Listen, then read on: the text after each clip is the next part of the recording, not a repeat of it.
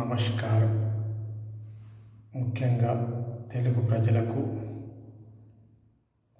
ఆంధ్రప్రదేశ్ రాష్ట్ర ముఖ్యమంత్రి వర్యులు శ్రీ నారా చంద్రబాబు నాయుడు గారికి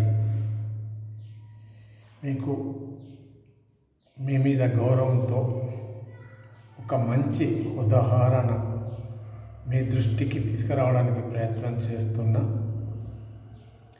ముఖ్యంగా మీ మనసులో కూడా ఇది ఉంది.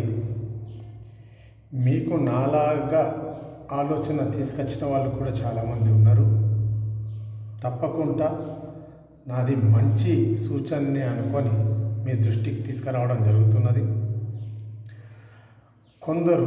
కొన్ని రాష్ట్రాలలో ముఖ్యమంత్రులు ఓట్ల రాజకీయం కోసము ప్రజలకు ఇష్టమున్నా ఇష్టం లేకున్నా వాళ్ళ ఓట్లు రాబట్టడానికి కొన్ని పథకాలు, ఉచిత పథకాలు చేయడము, ఇవ్వడము, అమలు చేయడం జరుగుతుంది.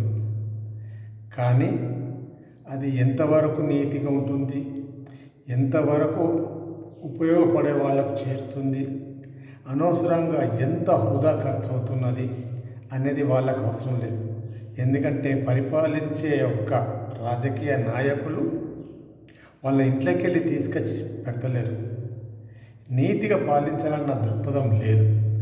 ఓట్లు రావాలి, సీట్లు పెరగాలి, సీఎం సీట్ మీద కూర్చుండాలి, ఈ రకమైన ఆలోచనతోని సుమారు 1, 2, 3 ముఖ్యమంత్రులు ఈ రకంగానే ప్రయత్నం చేసిండ్రు.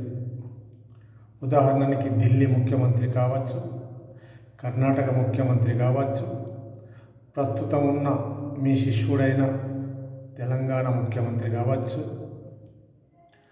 ఉచిత బస్సు ప్రయాణము అంటూ ఆడవాళ్లకు పెట్టడం జరిగింది. అది ఎంతవరకు న్యాయము, ఎవరికి ఇవ్వాలి, ఎంతవరకు ఇవ్వాలి, ఎటువంటి పరిస్థితిలో ఇవ్వాలి అనేది ఆలోచన లేదు. 50% ఎబోవ్ ఉన్న ఆడవాళ్ళ ఓట్లు ఉచితంగా అంటే నాకు వస్తాయి, వచ్చినాక నేను సీఎంగా ఉంటా అన్న దృక్పథం మెయిన్ పాయింట్గా పెట్టుకున్నారు.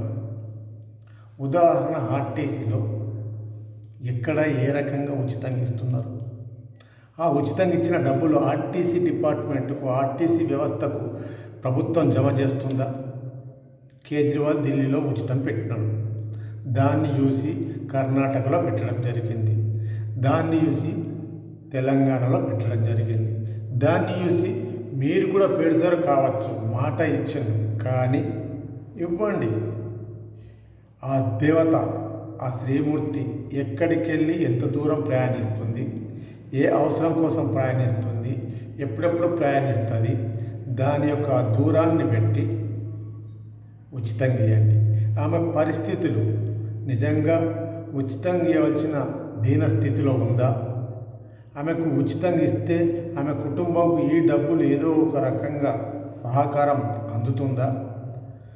వాళ్ళకు ఉచితంగా ఇవ్వకపోతే కొంచెం నష్టం జరుగుతుంది అంటే ఇవ్వండి. కానీ స్త్రీలకందరికీ ఉచితంగా అంటే ₹1,00,000 జీతం తీసుకున్న ఉద్యోగస్తులు ఉచితంగా ప్రయాణం చేస్తున్నారు. ఆ ఉచితం ఉన్నది అని అనవసరమైన ప్రయాణము చేస్తున్నారు. ఇదే కాకుండా యువత భవిష్యత్తు కూడా చెడిపోతున్నది. అది మీ దృష్టికి వచ్చింది, కానీ జనము లోపల వచ్చింది అని మీకు తెలిస్తే, ఆ తెలిసింది 10 మందికి తెలిస్తే ఇది నిజమే అని జనంలోకి పోతుంది. కాబట్టి మీకు చెప్పడానికి ప్రయత్నం చేస్తున్నాం. మీ చర్చల లోపల వచ్చింది నాకు తెలుసు, కానీ ఈ జనములో ఈ వాయిస్ ఎందుకు రిలీజ్ చేయడం జరుగుతుందంటే, మీరు తప్పకుండా ఈ ఉచిత బస్సు ప్రయాణం అనేది పెట్టే విధానానికి పెట్టండి. ఆ కూరగాయలమ్మ రోజు వస్తుంది, ఒక పల్లెటూరుకి వెళ్ళి వస్తుంది, ఉచితంగా ఇవ్వండి. స్కూల్ పిల్లలకు ఇవ్వండి, కాలేజీ పిల్లలకు ఇవ్వండి. కానీ రాష్ట్రం మొత్తం ఉచితంగా ఇస్తా అన్న ఆలోచన విధానాన్ని మార్చుకోండి. ఆ ఉచితం ఇచ్చినప్పటికి కూడా ఆర్టీసీ డిపార్ట్మెంట్కి వెళ్ళో లేక మీ గవర్నమెంట్ నుండో ఒక ఐడి కార్డు, దానికి ఒక కార్డు ఇస్తే ఆ కార్డు ఉంచితేనే ప్రయాణం చేయాలి. ఆ రకంగా చేయడానికి ప్రయత్నం చేయండి. దానికి కూడా నిర్దిష్టమైన సమయం పెట్టండి, నిర్దిష్టమైన కిలోమీటర్లు పెట్టండి, నిర్దిష్టమైన దూరం పెట్టండి.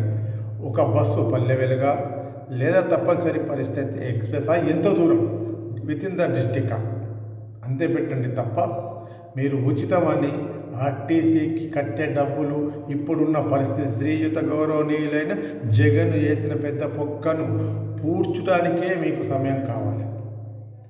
తెలంగాణ ప్రభుత్వం గతంలో వేసిన పొక్కనే ఈ రేవర్దన్ని పూడ్చలేక అప్పు కట్టలేక చేతులన్నీ కాలబెట్టుకుంటున్నాడు, తలకాయ పట్టుకుంటున్నాడు. తెలంగాణ ప్రభుత్వానికి రాష్ట్ర ప్రభుత్వానికి ఇప్పుడు అప్పుల బాధ అనేది పెద్ద తలనొప్పిగా మారింది. మీరు నీతి నిజాయితీ గల పరిపాలనా దక్షత ఉన్నది కాబట్టి మీరు ఏది చేసినా కానీ ఒక ఆలోచన చేస్తారు. ప్రజలు మీ యొక్క ఆలోచనను మీ యొక్క చేతను సమర్థిస్తారు.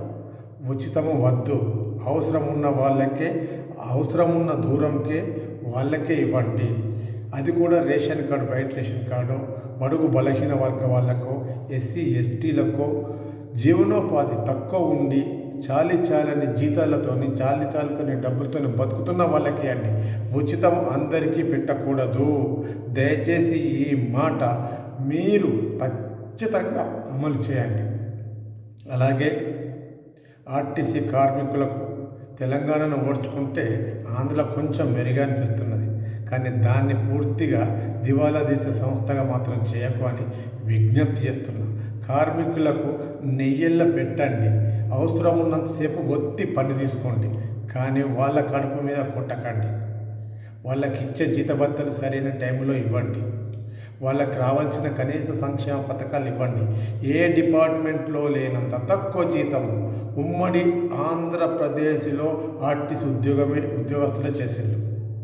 కానీ మీ పాలన లోపల మెరుగుపరుస్తారు, మంచి పాలన అందిస్తారు. ఉచిత హామీలకు ఉచితాలకు మీరు పోకుండా ఈ 4 సంవత్సరాలు, ఒక సంవత్సరం గడిచినప్పటికీ కూడా ఈ 4 సంవత్సరాల లోపల నీతి నిజాయితీగా మీరు పాలించేది భారతదేశం లోపల ఉదాహరణకు మీ పాలన తీసుకొని ఇతర ముఖ్యమంత్రులు కూడా ఆ రకంగానే పాలించే విధంగా మీరు చేయాలి. నమస్కారం.